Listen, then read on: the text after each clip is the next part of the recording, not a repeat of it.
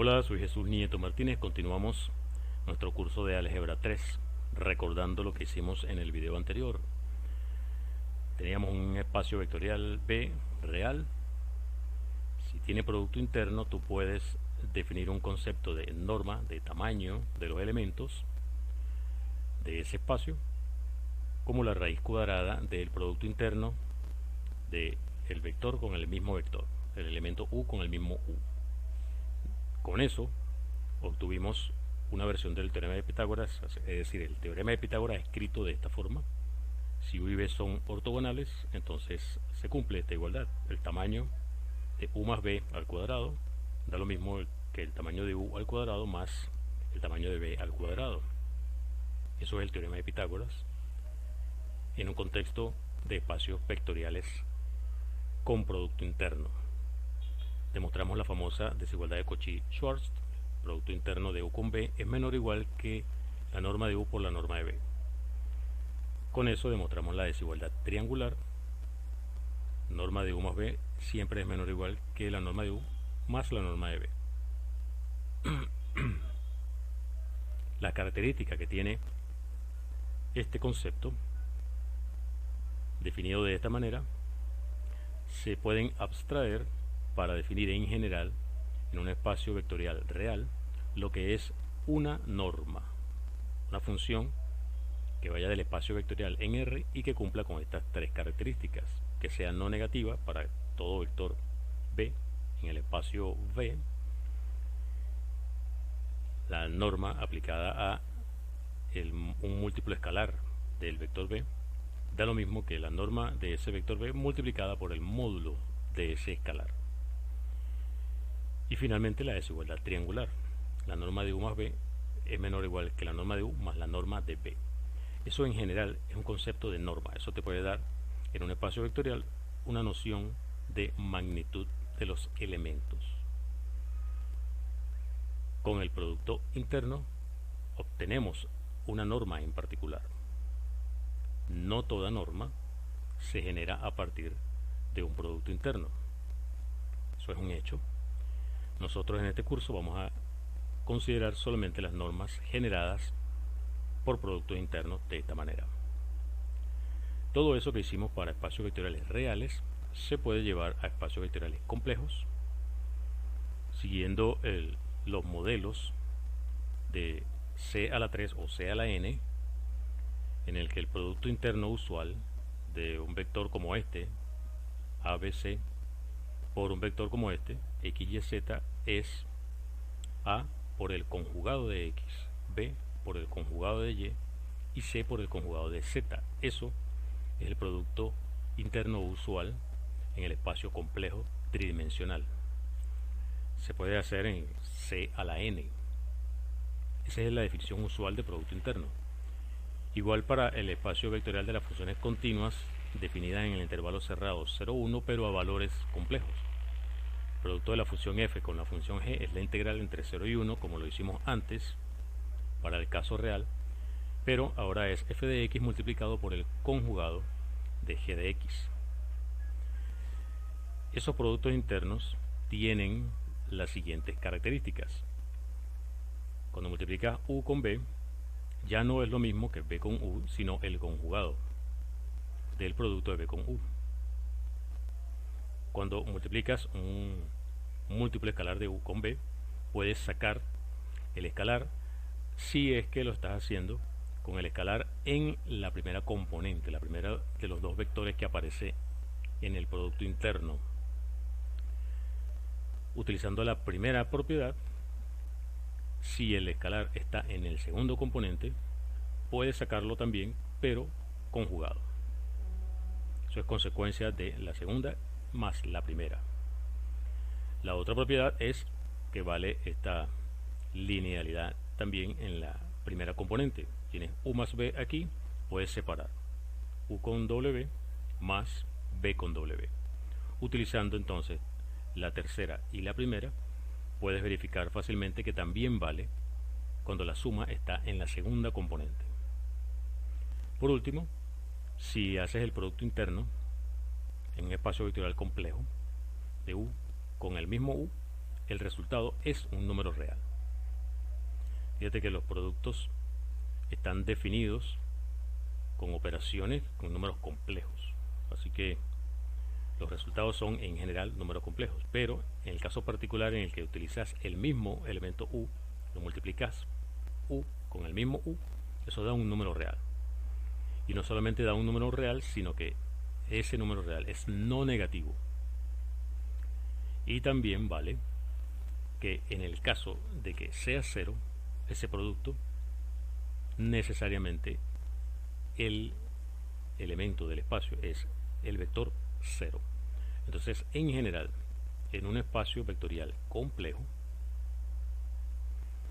una función definida de esta manera se dice que es un producto interno si cumple con esas características, esas propiedades que tienen estos ejemplos que vemos que son los usuales.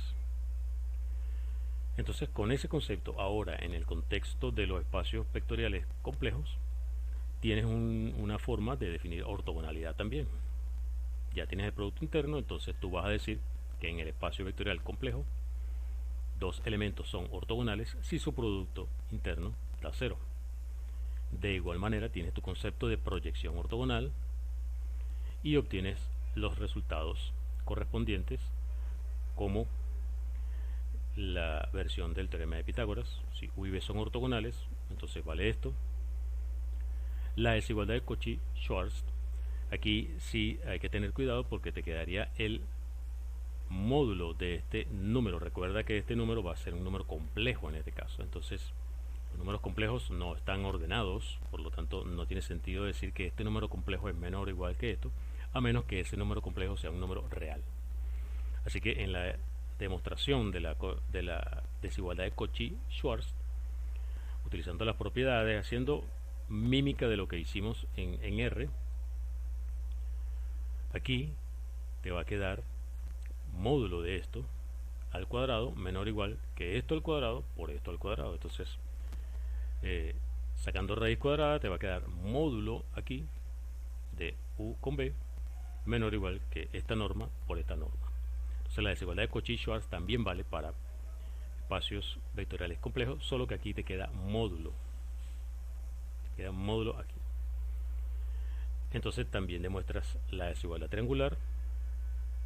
Y bueno, también tienes un concepto de norma para espacios vectoriales complejos. Entonces todo eso se puede hacer. Lo único que hay que hacer es cambiar la definición aquella por esta. Entonces tenemos ya en general para espacios vectoriales complejos o reales lo que es la noción de producto interno, la noción de ortogonalidad, la noción de norma, y con eso vamos a hablar ahora de bases ortonormales. Las bases ortonormales son útiles en el siguiente sentido, fíjate. Supongamos que tenemos V, un espacio vectorial, real o complejo. Ya de aquí en adelante no vamos a distinguirlo a menos que sea necesario en un punto específico. Tenemos una base W1, W2 hasta Wn en un espacio vectorial de dimensión n, obviamente. Vamos a llamarlo V. Cualquier vector, cualquier elemento de V es una combinación lineal así única. Los a sub 1, a sub 2 hasta a sub n son escalares únicos. ¿Qué sucede cuando tú haces el cálculo del producto interno de ese vector con cualquiera de los elementos de la base? Vamos a ver qué sucede. ¿Qué pasa si hacemos B con uno de los elementos de la base, WJ? Esto está escribiendo azul. Vamos a cambiarlo para seguir escribiendo del mismo color. Ok, producto interno, decíamos, del vector B con alguno de los WJ. ¿Eso qué cosa es? Es esta combinación lineal multiplicada escalarmente, o sea, producto interno con WJ. utilizamos las propiedades del producto interno. Eso va a separar entonces este multiplicado escalarmente por WJ, este multiplicado escalarmente por, y así, ¿no? Y podemos sacar los escalares. Específicamente va a dar a sub 1 multiplicado por el producto interno de W sub 1 con W sub J, más, vamos a copiarnos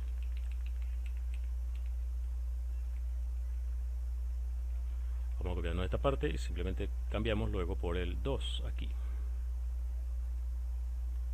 W sub 2, y aquí sería A sub 2, y así sucesivamente, así para todos los demás. Aquí sería entonces el último sería n, ¿no? Dijimos que son n. Tenemos eso que está allí. Muy bien, eso ocurre en general. Tienes el vector b, que es combinación lineal única de los elementos de la base. Al hacer el producto interno de b con uno de ellos, con WJ, digamos, nos da esto. ¿Qué pasaría si los elementos de esta base son ortogonales? Es decir, el W1 producto interno con W2 da 0, WI producto interno con WJ da 0, siempre que I y J sean distintos. Entonces, si J no es 1, esto daría 0. Si J no es 2, esto daría 0, etcétera. Entonces, el único que va a quedar aquí, que no se va a cancelar, suponiendo que sea ortogonal esa base, es decir, que los elementos sean ortogonales 2 a 2, aquí vamos a tener entonces, todos se van a cancelar excepto cuando tengamos WJ con WJ. Entonces, es decir, nos queda A sub J multiplicado por el producto. Debía haber copiado, ¿verdad? Sí, vamos a pegar. Tenemos en el portapapeles aquí J y aquí J. Nos queda esto simplemente. Esa combinación, ese producto interno, este con este, nos da A sub J, WJ, WJ. Ahora, si además pedimos que cada uno de estos vectores tenga norma 1, su tamaño sea 1, entonces este número va a ser 1. Este número es 1. Así que esto nos daría simplemente A sub J. El producto de B con WJ nos da A sub J. ¿Qué es A sub J? El coeficiente J-ésimo en esta combinación lineal. Eso no es lo que llamamos la coordenada J de ese vector con respecto a esta base en el contexto de los espacios vectoriales en general. Entonces, fíjate tú lo cómodo que son las bases ortogonales. Una base en la que los elementos sean ortogonales 2 a 2, y si además le pedimos que tengan norma 1, en cuyo caso vamos a decir que es una base ortonormal, entonces vamos a tener esto: cualquier vector, cuando lo multipliques por el correspondiente WJ, te da la coordenada a su J de una vez. Así que las bases ortonormales son muy útiles. Entonces deberíamos buscar un mecanismo que nos permita construir bases ortonormales en un espacio vectorial de dimensión n, real o complejo. Un algoritmo que nos permita construirlas. Entonces, para empezar, llamaremos entonces a una base de un espacio vectorial, vamos a decir que es ortonormal si los elementos son ortogonales 2 a 2 y además cada uno de ellos tiene norma 1. Eso es ortonormal, una base ortonormal. Entonces, bueno, este concepto surge a partir de este hecho de acá. Si exigimos eso, vamos a tener esto. Eso es muy importante, muy útil. Por ejemplo, ¿qué pasa si tú quieres proyectar y tú proyectas el vector v del que estamos hablando allí, lo proyectas sobre wj,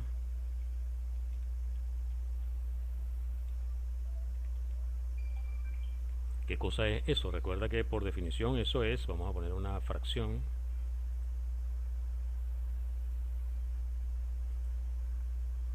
aquí producto interno de el vector v con el w sub j en cuestión, y aquí producto interno de wj con el mismo wj. Ese es el escalar que multiplica al producto interno, al producto interno no, a el vector.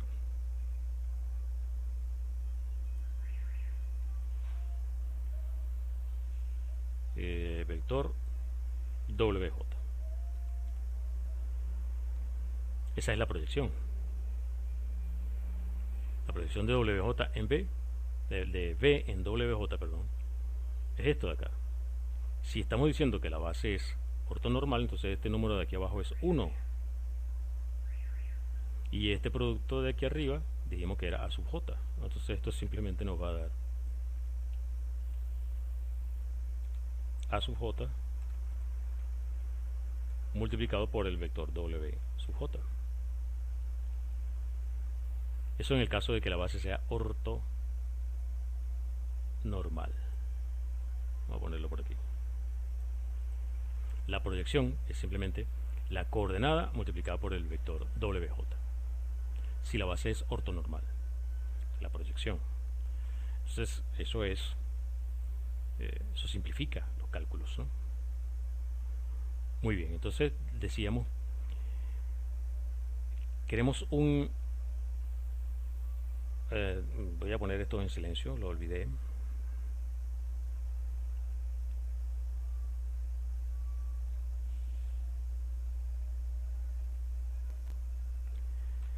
Y entonces decíamos, vamos a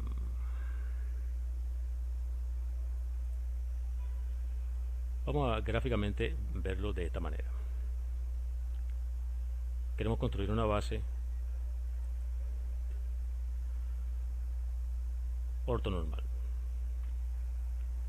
Bueno, que sea que tengan norma 1 es fácil, pues si la tenemos ya ortogonal, lo que hay que hacer es cada vector dividirlo por su norma, y eso nos va a dar un vector con norma 1. Eso es fácil. Es que la parte en la que vamos a concentrarnos, la parte del trabajo que vale la pena hacer, es la de construir la base ortogonal, que sean ortogonales 2 a 2. Entonces, bueno, tenemos aquí nuestro W1, un vector cualquiera no nulo, y vamos a partir de allí.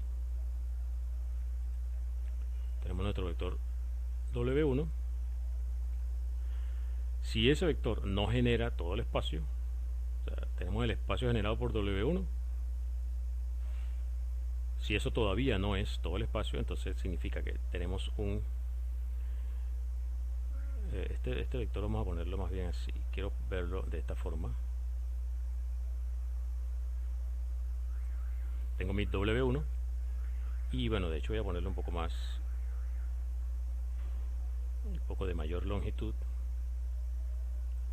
Ese es mi W1, primer vector. Entonces, de nuevo, pregunto, ¿el espacio generado por W1 es todo V?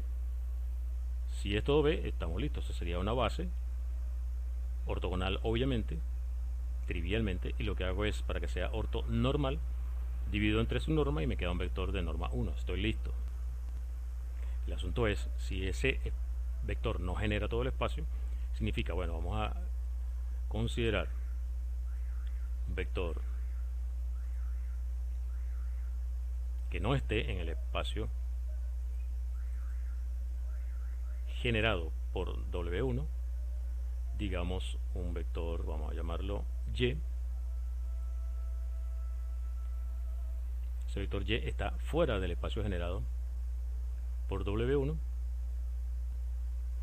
¿Y qué vamos a hacer? Recuerda que queremos un vector que sea linealmente independiente de W1, o sea que no esté en el espacio generado por W1 y que además sea ortogonal. Bueno, ya con que sea ortogonal es suficiente, ¿no? Así que, ¿qué vamos a hacer? Bueno, vamos a proyectar. Proyectamos este vector sobre este. Proyectamos Y.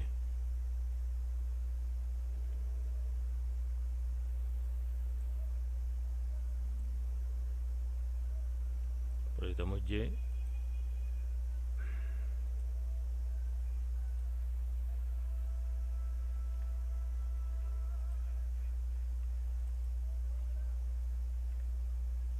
¿Qué pasa pues? Está fallando el pulso aquí.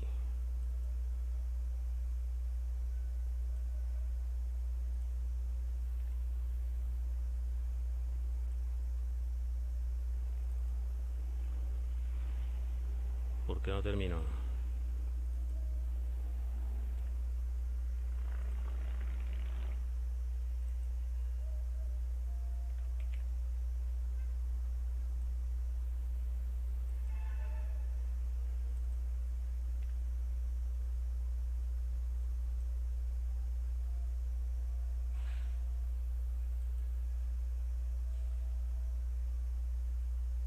Ah, es que estoy haciendo... Perdón, estaba haciendo el dibujo incorrecto. Ahí está, esa proyección. Ajá, entonces voy a hacer la proyección ortogonal, que sería el vector que va de aquí a aquí. Esa proyección. Y recuerda que lo que quiero es uno que sea ortogonal. Entonces mi vector azul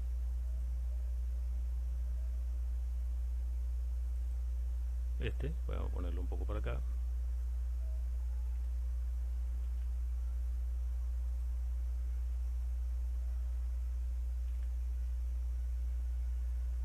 Bueno, este vector del azul, qué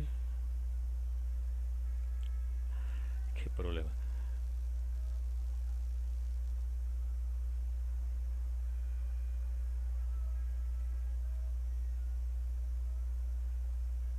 Ajá, ahí. Este vector azul entonces es, por definición sería Y menos la proyección sobre el vector W1 del vector Y. Ok. Ese es ese vector azul que está allí. Vamos a tener que remarcar.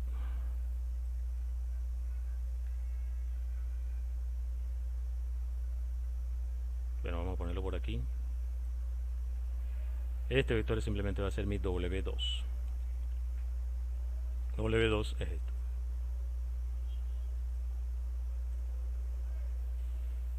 W2 es Y menos la proyección de Y sobre W1. Y ahí tengo ya W1 y W2. Par de vectores ortogonales para ir construyendo mi base. Y entonces ahora vuelvo a preguntar, ¿qué pasa con el espacio generado W1 y W2? Volvamos al color negro y vamos a bajar esto un poco. Y digamos que aquí tengo, ahora voy a dibujarlo, tratar de hacer algo de perspectiva aquí, a ver cómo me sale. Digamos que este es W. Digamos que este es W1. Este es W2.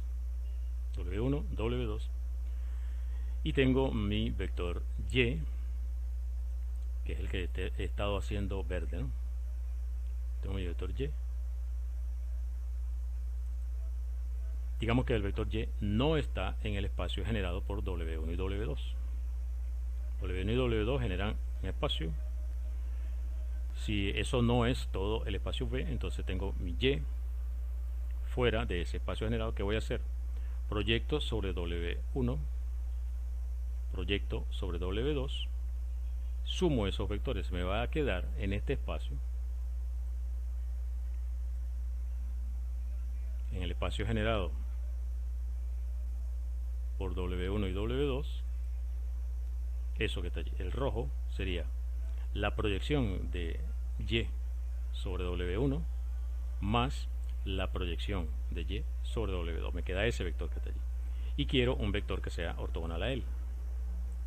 Esto debería ponerlo un poco más acá. Ajá. Ortogonal a él quiere decir, bueno, como dice acá, el azul. El azul es,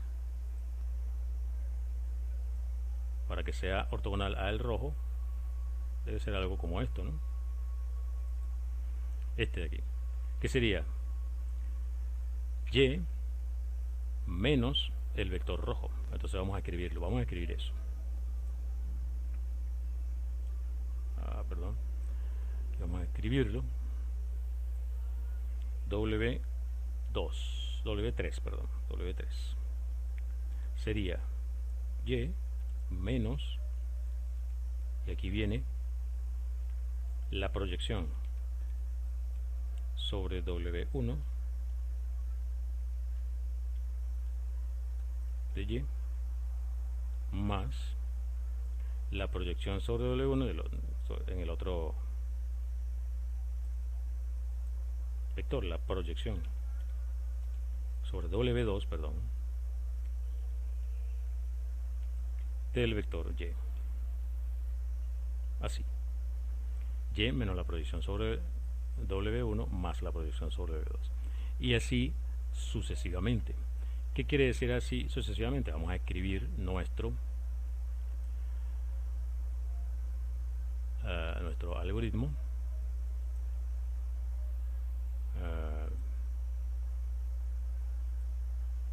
Salimos de esta imagen, vamos a escribir nuestro algoritmo aquí. ¿Cómo sería? Vamos a hacerlo así. En primer lugar, tenemos W1 cualquiera en el espacio vectorial que no sea el vector 0, obviamente, ¿no? Que no sea el vector 0. Ese es mi primer elemento para formar la base ortogonal W1. Si W1 no genera todo el espacio, entonces yo voy a agarrar Y que esté en el espacio vectorial, pero que esté fuera del espacio generado por W1. Ese es mi segundo paso. Agarro un elemento que esté fuera del espacio generado por W1, ese vector Y.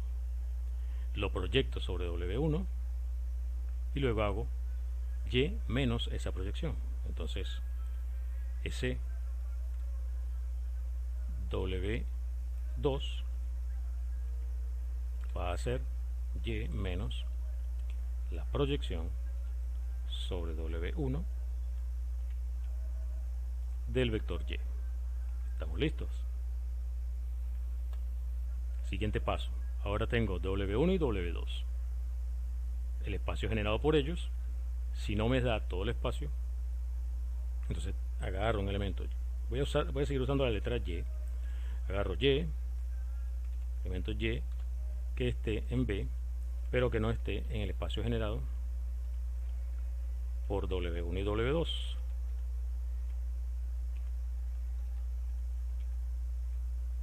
Agarro Y allí.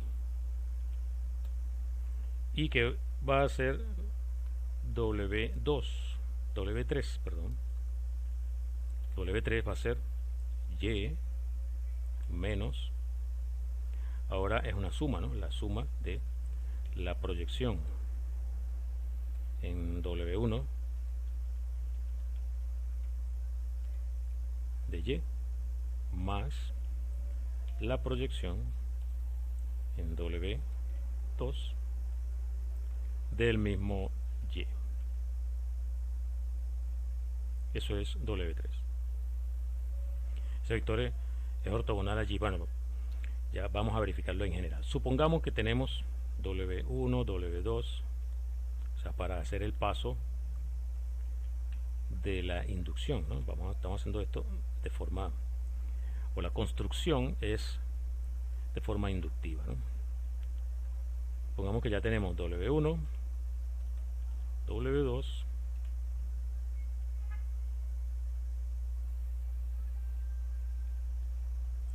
etcétera. Ya tenemos los N, o ya tenemos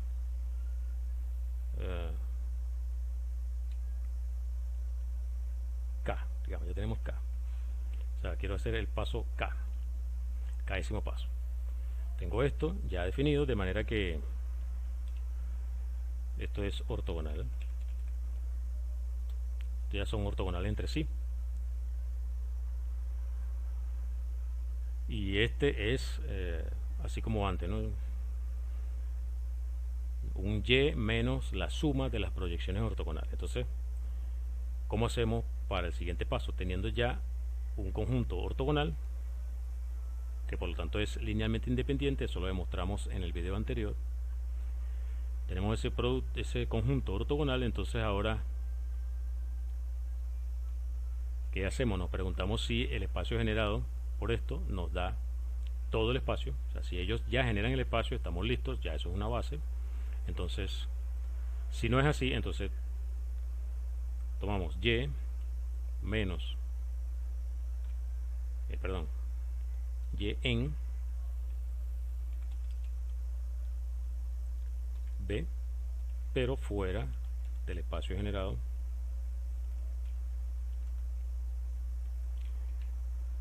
por W1, etcétera, ¿no? W2, etcétera. O sea, si ellos no generan ya el espacio, significa que hay alguien fuera, lo tomamos, lo llamamos Y allí, y ¿quién va a ser nuestro W sub K más 1? W sub K más 1 va a ser Y menos la suma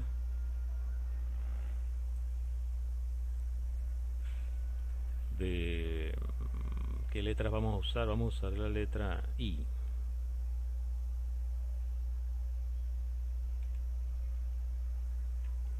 Igual 1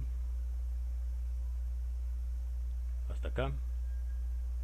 ¿De qué cosa? De las proyecciones, de la proyección en W sub I, dijimos, ¿no? De Y menos las sumas de las proyecciones de Y sobre W sub I. Entonces, claro, lo que tenemos que verificar ahora entonces es que ahora W sub K más 1, este vector es ortogonal a cada uno de los WJ. Eso vamos a hacerlo por aquí aparte. Vamos a hacerlo. Vamos a escribir ese cálculo por aquí, luego lo borramos para no interrumpir el algoritmo como lo estoy enumerando aquí, ¿no? Quiero verificar que este vector WK más 1 es ortogonal a cualquiera de los W sub J. O sea que voy a calcular el producto interno de W sub K más 1 con cualquiera de los W sub J. Eso es entonces el producto escalar, dijimos WK más 1 es esto de acá. Vamos a copiarlo.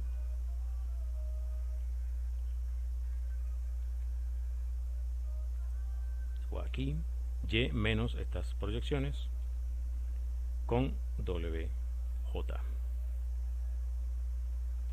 Que es lo mismo que entonces, a ver, Y con WJ, Y con WJ, usando las propiedades de nuestro producto interno sería menos esta suma por WJ, pero esta suma otra vez puedo ponerla, puedo distribuir de manera que me quede, en lugar de el producto de la suma de esto con esto, sería la suma de los productos. Vamos a escribir la suma con i igual 1 hasta acá de las proyecciones sobre W sub i, dijimos, ¿no?, de y. Bueno, no las proyecciones sino los productos, ¿no? Vamos a poner aquí los productos. Aquí debería ser, vamos a poner el producto. Ajá. Vamos a quitar esto de acá, lo cortamos, lo pegamos aquí. Esto con WJ. Eso es. Muy bien, y con WJ menos esta suma de estos productos. Ahora, ¿qué es este producto aquí por definición? Vamos a hacerlo de una vez. Este producto aquí por definición, producto de, el producto no, esa proyección de y sobre WI, vamos a cambiarlo de una vez. Esto es una fracción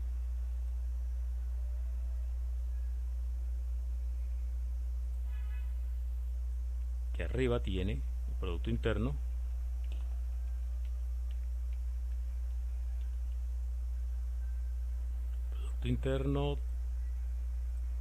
de y con WI, y aquí abajo tiene producto interno de WI con el mismo WI, y eso está multiplicado por WI.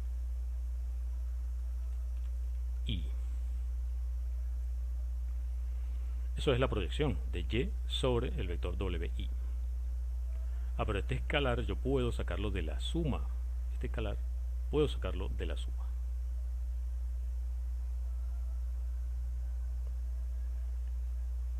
¿Y qué me va a quedar? No puedo sacarlo de la suma porque depende de WI. Lo que tengo es, no de la suma, sino de este producto solamente. Voy a tener aquí, vamos a continuar abajo.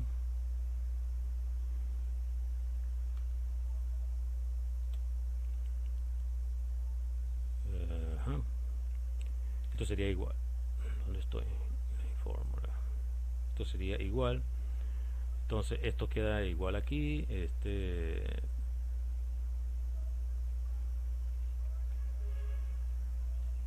Copio y lo pego. Menos, que dijimos otra vez la suma desde i igual a 1 hasta k. Lo que voy a sacar entonces es esta fracción de aquí. Copio y pero no de la suma. Yo había dicho de la suma, pero no es de la suma, es del producto interno. Eso por el producto interno de WI con WJ, que ya deberías estar sonriendo porque esto, por la ortogonalidad, va a anular una cantidad de términos. WI con WJ da 0 si I es distinto de J. Aquí solamente va a quedar WJ, WJ. Solamente cuando I sea igual a J. WJ, WJ. WJ, WJ. Se va a cancelar. Y aquí queda Y con WJ. Es el único que va a quedar. Y aquí tenemos Y con WJ. Con este menos, esto da un hermoso 0. O sea que WK más 1 con WJ efectivamente da 0. Son ortogonales. Así que con esta construcción estamos obteniendo una base ortogonal. ¿En qué momento se va a detener este algoritmo? Este algoritmo se va a detener cuando los W sub k generen todo el espacio. Así que este algoritmo, como si estamos suponiendo que B tiene dimensión finita, este algoritmo termina y te produce una base ortogonal. Este algoritmo se llama el método de ortogonalización de Gram-Schmidt. Ese algoritmo te produce una base,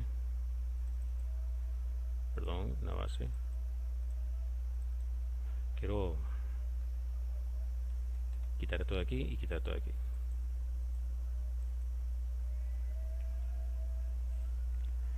Este algoritmo se va a detener, dijimos, cuando el espacio generado por los W sub n me dé todo P. Ese es el algoritmo de ortogonalización de Gram-Schmidt. Entonces, todo espacio vectorial, si quiere vamos a ponerlo como un teorema para cerrar.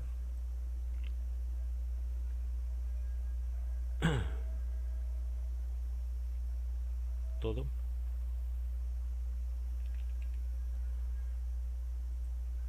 tipo de letra, no quiero que sea cursiva, regular. Todo espacio, fastidio, espacio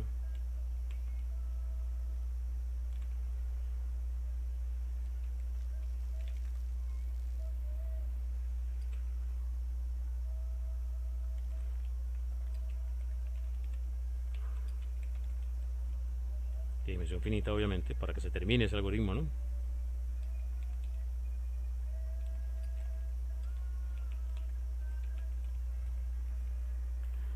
Tiene una base ortonormal. Y ahí tenemos el algoritmo que lo demuestra. O sea, esta demostración es constructiva. Tienes